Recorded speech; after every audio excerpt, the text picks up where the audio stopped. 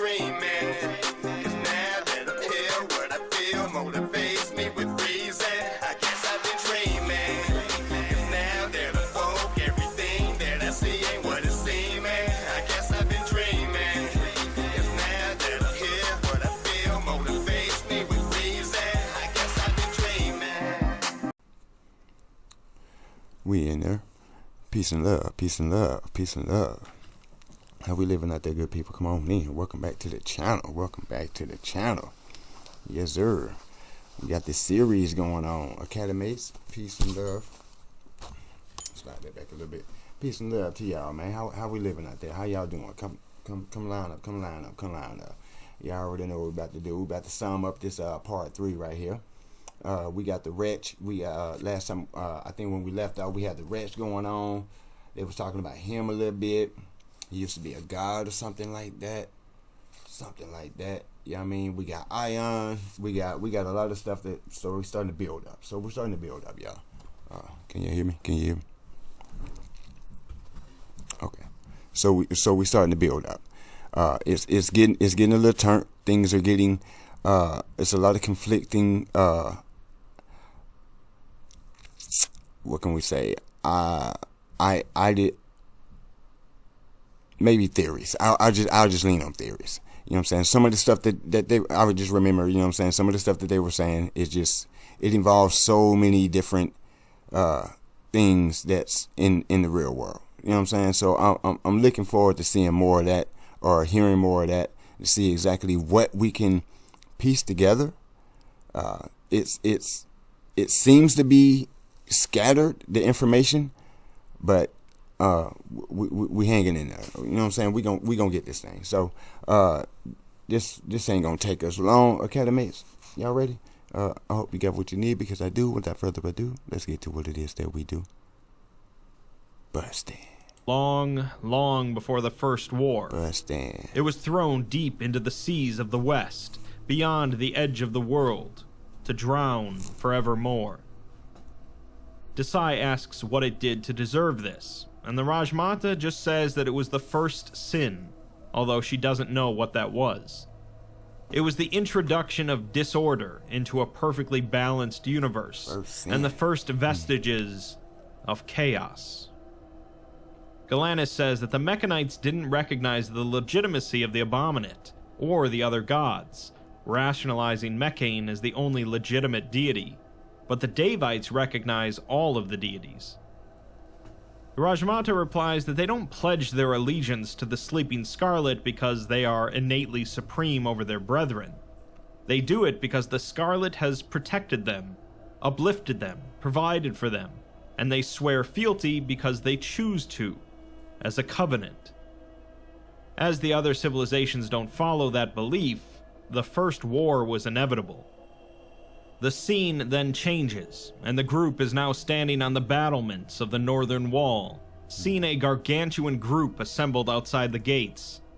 At least hundreds of thousands of both humans and Deva have gathered into camps, heavily armored with wood similar to the one the Citadel is formed from, and are supported by cavalry forces of thousands of four-legged beasts. Elaborately dressed sorcerers command each regiment as they begin to organize and march.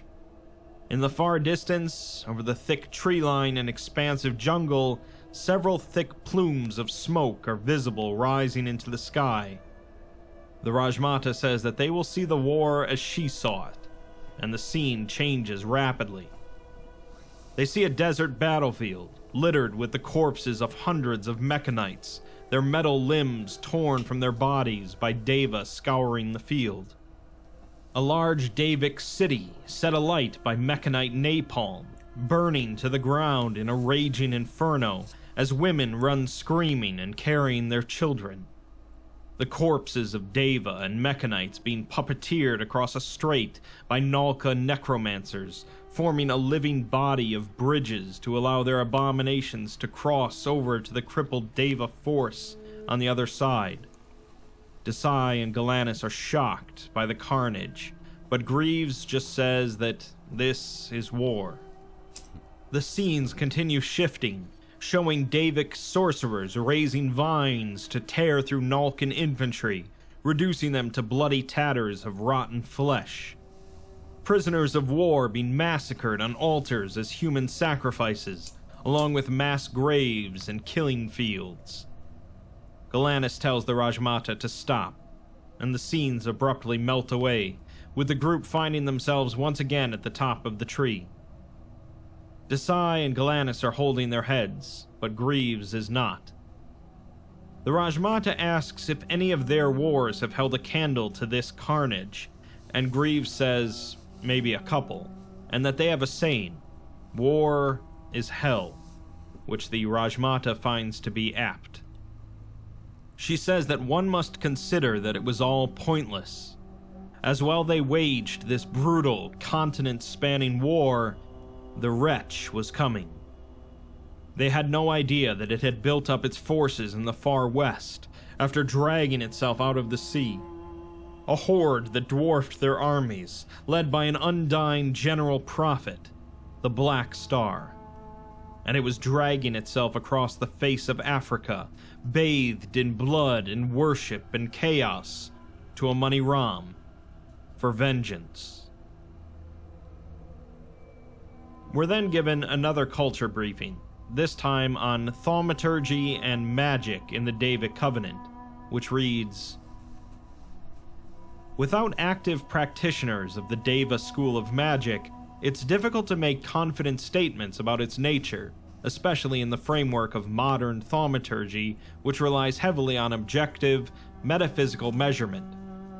However, through Dr. Galanis' sessions with the Rajmata Vaslarasaraj Sharat and 141 interviews conducted on Deva by members of the Mamjul Korar initiative, much information has been assembled. The first and perhaps most important point is that the magic the Deva used was not simple herbomancy, the magic of manipulating plant life.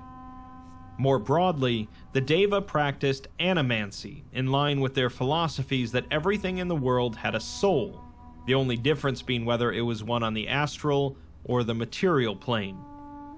The Deva are self-identified spirits of nature, which is why the vast majority of Deva magic focuses on plants and wildlife. But this is a choice."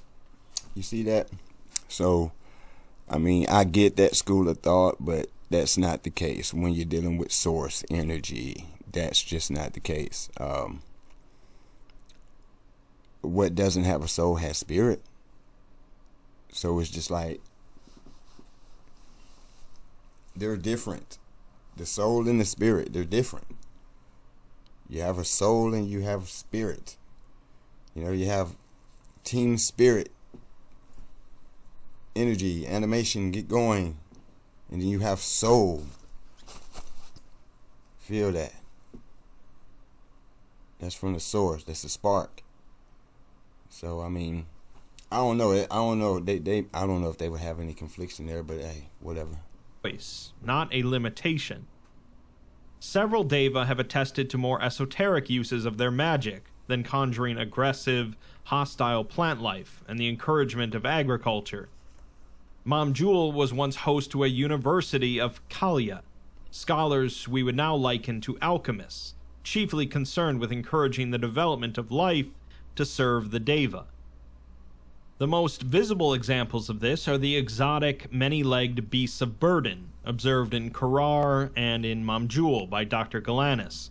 But this university also produced what we would now call bioweapons, highly aggressive viral infections that could cause both anomalous and mundane damage on organic tissue.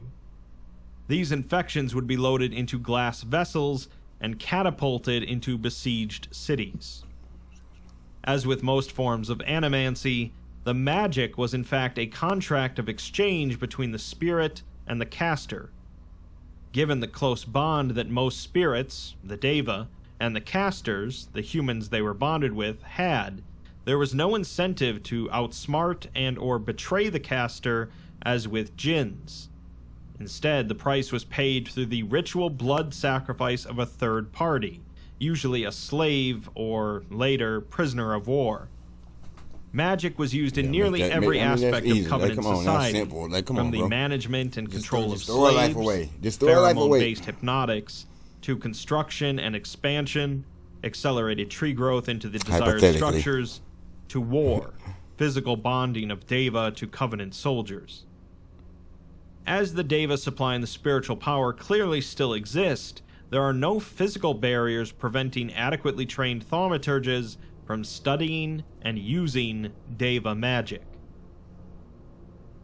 Next, Greaves goes back to Korar for another meeting with the Rajmata, alongside Galanis, although Desai is off leading a dive into Mamjul in the hopes of finding anything useful down there. The Rajmata tells them that they will not find anything, as it is like the slates, wiped clean. But today, their knowledge aligns.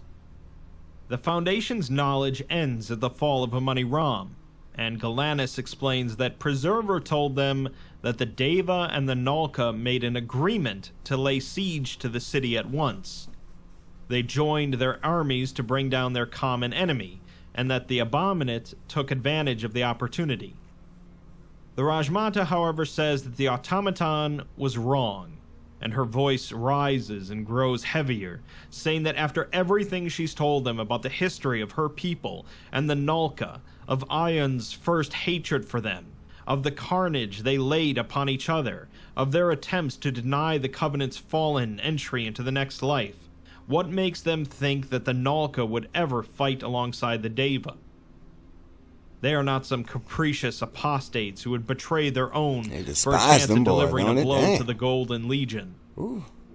Greaves steps in front of Galanis at this point and tells the Rajmata to back off, saying that Galanis couldn't have known, as they're just going off the timeline that Nussbaum created. The two glare at one another for several seconds before the Deva lowers her head and returns her voice to its usual sing-song tone. She apologizes to Galanis and says that these memories occupy a wounded space in her mind. They hurt to think of, much less display to others, and she has not felt such strong emotion in a very, very long time.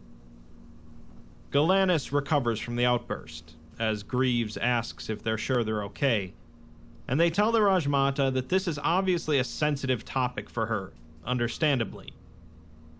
The Rajmata says that she imagines that what the automaton told them was what the Mechanites had written as the walls of Amani Ram were toppled.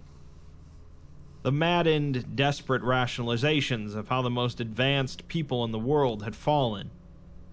Surely it could only be if their worst enemies had banded together despite the centuries of conflict and bitter hatred, for then they could paint themselves as martyrs.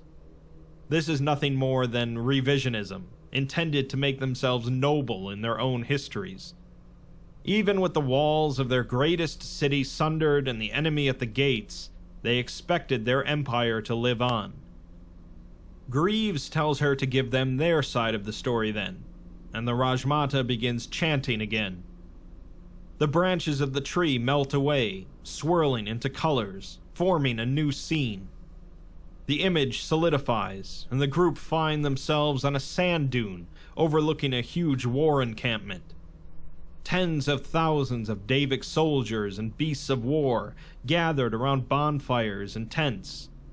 In the distance, Amani Ram burns. Its walls lie nearly cracked open, and the huge gates are sheared. Fires of all kinds and sizes dot the skyscrapers and minarets, and a thick plume of smoke hovers over the city. Another army, this one too far to make out, crowds the eastern gate.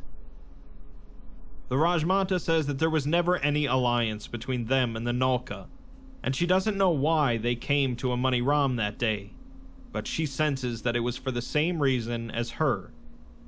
They saw the signals, and she heard a whisper, one of the sought-after signs from the sleeping Scarlet of something he sees in his dream, a portent of things to come, and it told her that Amani Ram would not fall to her or to Ion, but to a face not seen in 1,000,000 years, and it would fall on this night. She ordered the armies to march, and she expects that Ion received a similar portent through whatever unholy magic he practices, of bone and fortune. She sighs, however, and says that it was already fallen when they What the arrived. hell is Ion on? Greaves remarks that she sounds sad about it, despite them being blood enemies. The Rajmata says that they were, but that was a conflict that they knew and understood, evenly matched. She says that the Mechanites were as much of a warlike blight to them as the Nalka, but she's not too proud to admit that Amani Ram was a center of learning, knowledge, and progress that rivaled even Mamjul. The razing of the city did not just put humans back 1,000 years, it directly led to the fall of her own, and for that she must lament. Her scouts corroborated that there was a huge force of Nalka on the other side, and they assumed that Ion had devised some black magic that could take the city. They thought that the third army was the dead, raised by the Nalka. They knew that the treasures of Amani Ram would be a great boon to whoever sees them, and they couldn't allow the Nalka to seize them, so her generals decided to march in and loot after the gates fell. By morning, the walls fell and their armies moved in. They expected resistance, but this was chaos. The scene cuts to a rooftop in Amani Ram, showing the streets littered with corpses and fires burning in every direction. The Covenant soldiers and Deva are armed in curved swords and colorful clothing and are pushing against the surviving Mechanite troops. The Nalka necromancers move through the streets, raising dead civilians to join the fray. The Rajmata says that it was a massacre, and it's clear now why the three-prong army didn't try to occupy the city after bringing down the walls, letting the other armies tear each other apart. She's sure that Ion thought the exact same thing, that she had brought down the walls and was going to seize the city. They massacred each other, all while the Black Star watched. Galanis asks about the Black Star and why the sound of its name sounds like that. The Rajmata explains that names have power, some more so than others. Yeah.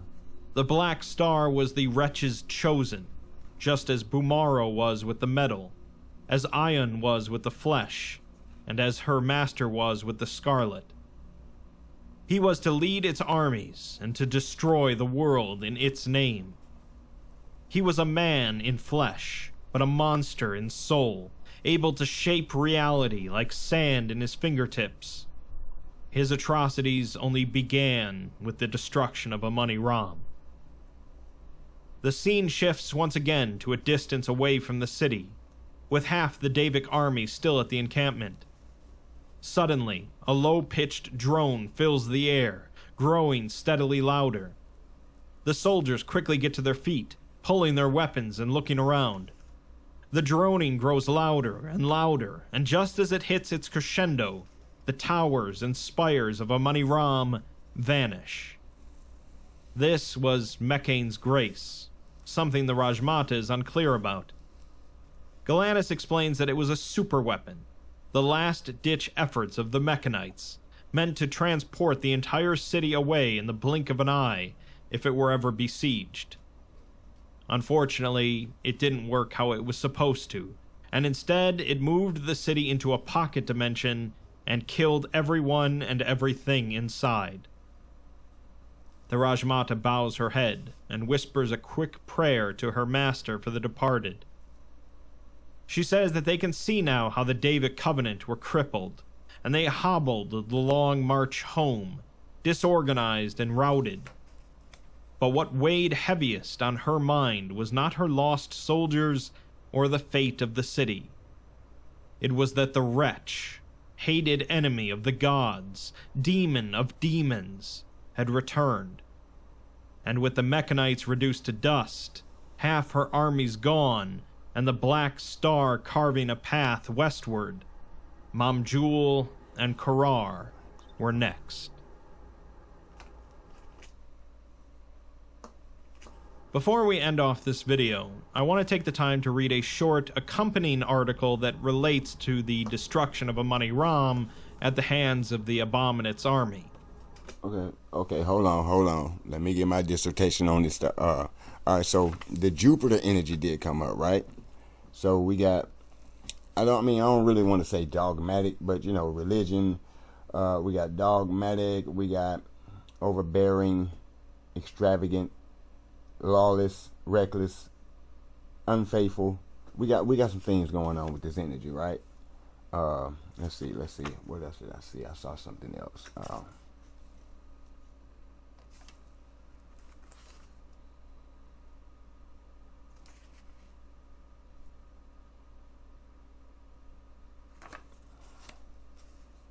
Yeah.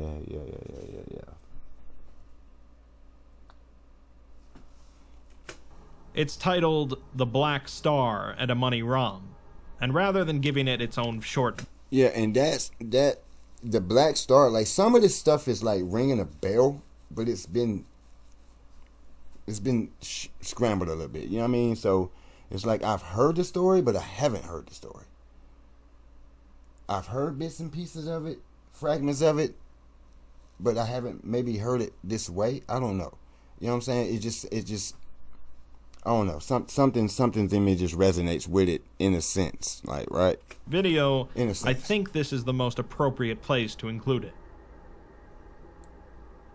And then there were 3 cities for the 3 old gods, scattered and sundered to the corners of the continent. In the sands of the desert, with sun glinting off the metal, lay the sister Mechane with the first of the great Rams on her back.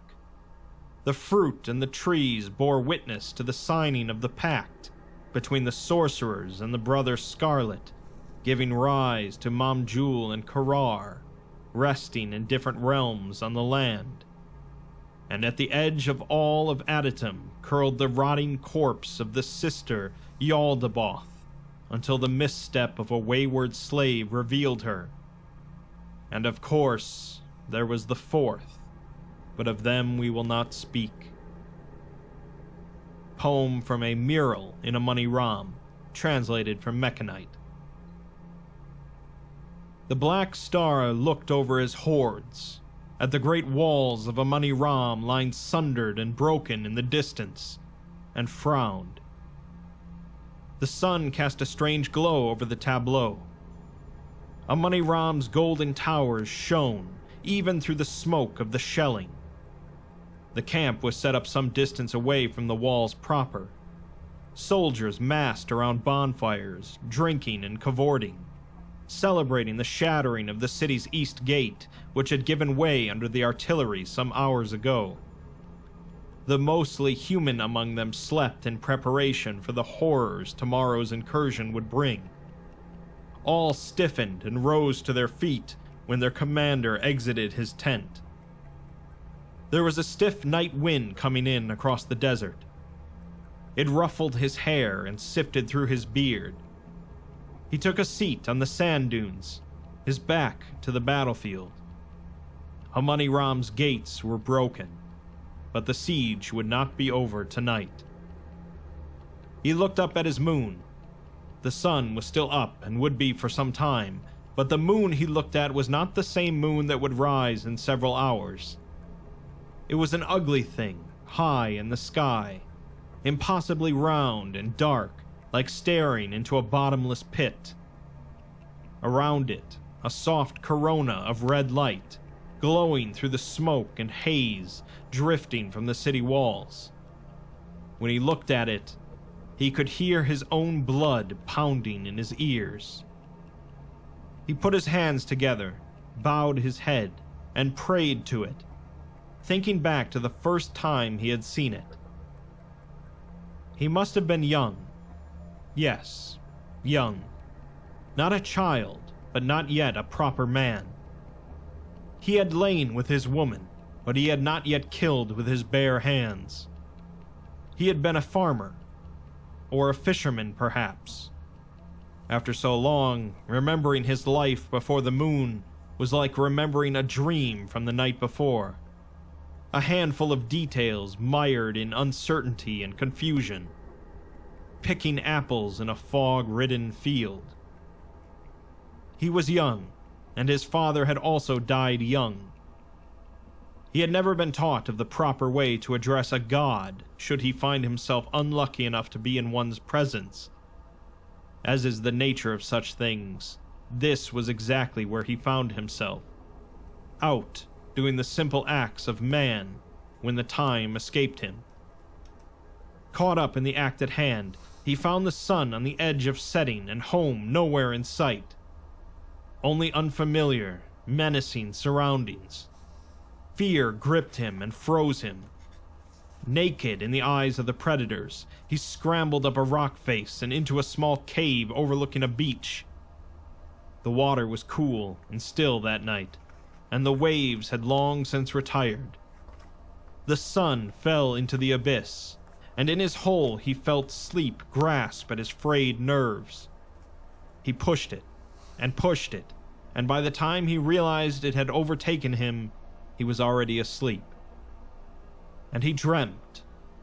He dreamt of things long past, of the first men capturing fire, and of things yet to come, of a massive palace in a land unknown, of war on a scale yet unheard of massive hordes and steel armies clashing at the base of a mountain that would collapse, crushing them both, of himself hefting a black saber and bringing it crashing down to earth, sinking the world, of unchecked destruction and agony. As he dreamed, he smiled. He opened his eyes, and things were different. He was lying by the shore of the beach. The sun had vanished, and the night was dark. Not the soft blue darkness of moonlight, but of a colder, more watchful darkness. He looked out over the water. The reflection of the moon on the sea was warped and twisted, spreading every which way like a dying hand. And looking into the sky, it was. The twisted moon furled and unfurled, looking down at him, bathed in its red light. It invited him to join it. And so he slipped from the sand and waded into the warmth of the sea, into the reflection of the moon as it drew closer and closer. He felt it grasp him and slowly snake up his chest, around his throat. It reached an arm out and whispered in his ear explanations of the scenes he had seen in his dreams, that he was destined to greatness, something far greater than the life of a fisherman, that the world needed a warrior, a champion, something to defend it, someone capable of killing in the name of, but that it could offer him things: safety, power, control. He thought of how just a few minutes ago the darkness had frightened him, assured him of his own demise. He thought of humanity, a fledgling species scattered across the world to far east where the sun rose. He thought of the legends he'd been told as a boy, of heroes that rose to the call when no one else would, those brave few who received the opportunity and shaped the world in their image. Kings and conquerors. In the deafening silence, all he could hear was the steady rhythm of the dark water lapping against the shore, glowing in the red light. Overhead, the black orb seemed ever closer, approaching him curiously, the shimmering tentacles groping the edges of his being. He whispered out a soft answer, and the moon smiled. It withdrew for a moment, and in that moment he suddenly heard something else, something fast, violent, angry, rushing through the water, something underneath him. Something wrapped around his ankle and pulled him into the depths. The dark serenity flipped into violence. He thrashed, blind like a sick dog, throwing his arms in every direction as he was shaken back and forth. His lungs screamed and the water poured into his mouth, nose, ears. His mind cleared, and as he fought against the current, he became aware of a voice somewhere deep inside his mind. Yes, struggle, it said. Struggle is the natural form of creation. And so he struggled, beating his fists against whatever was gripping his ankle. This is the chaos of the primordial womb. You are not thinking of morals, or principles, or mighty laws. He felt his fingers scrape against something hard and solid, a scale perhaps. He wrapped his fingers around the edge. They are all extraneous. There is only the inescapable cycle of violent struggle. This is how we all come into the world. This is what the world is. He pulled, his muscles screaming and dying. He pulled as what remained of his vision began to blacken and fade. He pulled until it gave way with a disgusting pop, and the grip slackened. Survival is the only law. He felt himself float up, back to the surface. His head broached the water, and he breathed in deeply. The water was as impassive as ever, no sign of a life or death struggle under it. Look, child. Strike the deal in blood. Something else was floating in the water before him, the red light glinting off its wetness. It was no creature he had ever seen, a misshapen mass of flesh, only slightly larger than his torso. It gurgled and aimlessly waved two vestigial limbs at him. Its eyes glinted in the moonlight. He felt a heaviness in his hand, a short, black dagger, glass-like. He raised the knife and looked into the thing's eyes. Kill it. Take your place in the cycle of violence. Take your birthright. The deal was struck. He woke again, this time returned to his cave. The sun was rising over the horizon, spreading its light into his surroundings. And he saw, in the back of the hollow, a burned-out fire and a short black dagger cooling in the soot. It sung to him, and in the song a fable could be heard, one of a rising sun and a falling moon, and of the moon's rise as the sun ran past the horizon. He put his hand around the hilt, and felt a presence high in the sky, whispering one thing: "Welcome, Black Star." Hundreds of years later, he sat on the sand dune with his complement of guards at a respectable distance. He prayed to the moon for guidance, for assurance that all this butchery was what he was meant to do with the army and the power given to him. The moon stared back at him impassively, daring him to show weakness and fear again. None came. The Black Star's eyes narrowed and his gaze hardened. He stood, turning his back against the emptiness of the desert.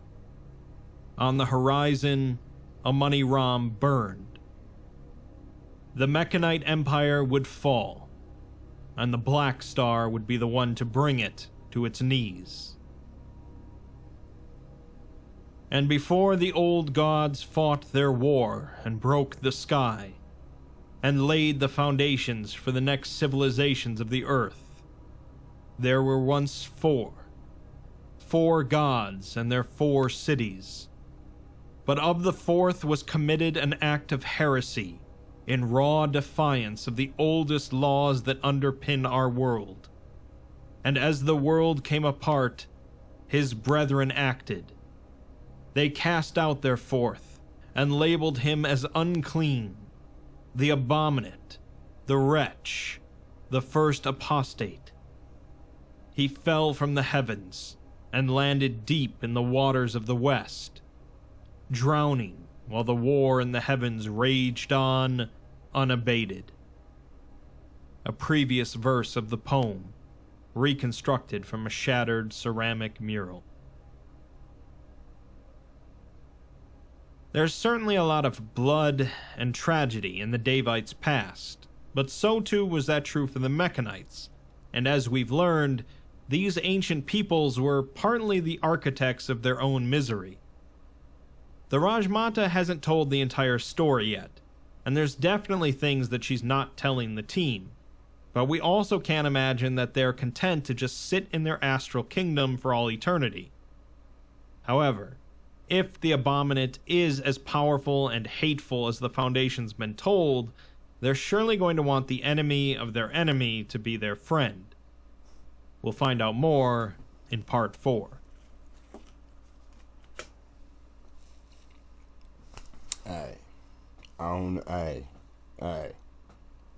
Okay, well, first, let me say this about these guys here.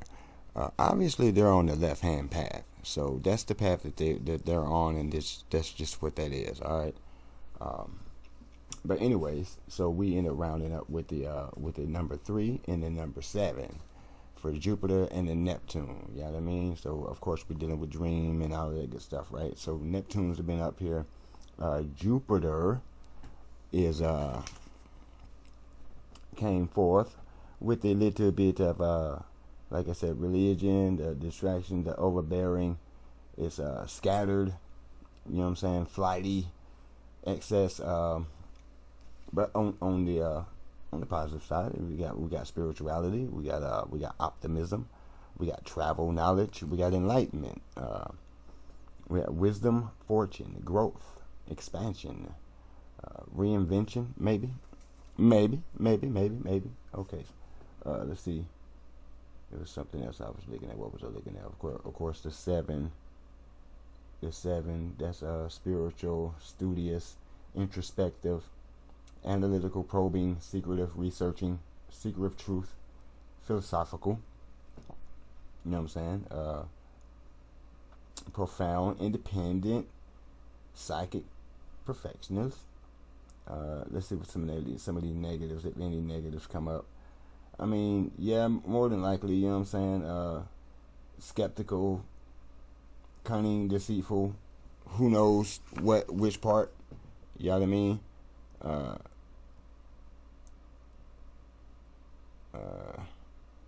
Faithless, fault finding, maybe withdrawn. Yeah, we got self-expression over here for the positives for the number 3. Expressive, creative, artistic. All right. Confident, sociable, hard working, conscientious. Let's see here. All right, well, there it is, man. So like I said, I'm glad I didn't select to go with just one single number this round. You know what I'm saying? Because we would have missed out on a lot of energies. And this story is just like, wow. Like I'm kind of captivated because I'm trying to scan and analyze. I'm trying to listen at the same time, but like analyze it because it's like, man, where have I heard this stuff before? You know what I mean? And like I'm gonna get it all together. You know what I'm saying? We're gonna finish it all up, and then I'm gonna go and do some research because I don't want to overlook anything or underlook anything by not having all of what this story entails. I'm really liking it though so far. You know what I'm saying? It's a lot about these people. Like it's hard to believe that they wouldn't be a thing, given the details. But hey, it's neither here nor there. We're here to just, you know what I'm saying, check her out. We're gonna do our reaction. We're gonna give our perspective. We're gonna do what it is that we do over here. You know what I'm talking about? So, you know what I'm saying, Academies, y'all, keep your head on the swivel. Don't forget to keep yourself spiritually, mentally, physically, and emotionally protected at all times. Do not let this world drive you crazy. We will be back with part 4. Yep, we're going to be kicking off part 4. So, you know what I'm saying, be back with us. You know what I mean? I apologize for the delay. We working on it. We working on it. Yeah. Like, don't forget to like, share, and subscribe. Peace.